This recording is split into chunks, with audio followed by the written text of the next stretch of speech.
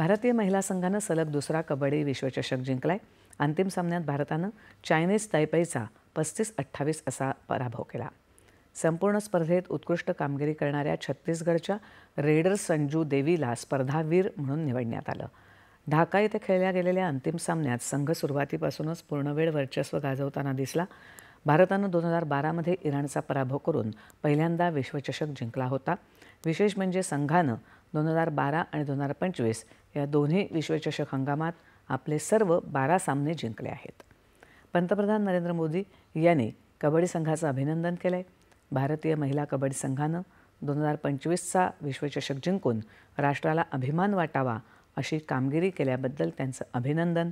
त्यांनी अतुलनीय जिद्द, कौशल्य आणि समर्पण दाखवलं आहे। त्यांचा हा विजय असंख्य तरुणांना कबड्डीमध्ये करिअर करण्यासाठी, मोठी स्वप्न पाहण्यासाठी आणि उच्च ध्येय ठेवण्यासाठी प्रेरित करेल, असं पंतप्रधानांनी आपल्या संदेशात म्हटलं आहे।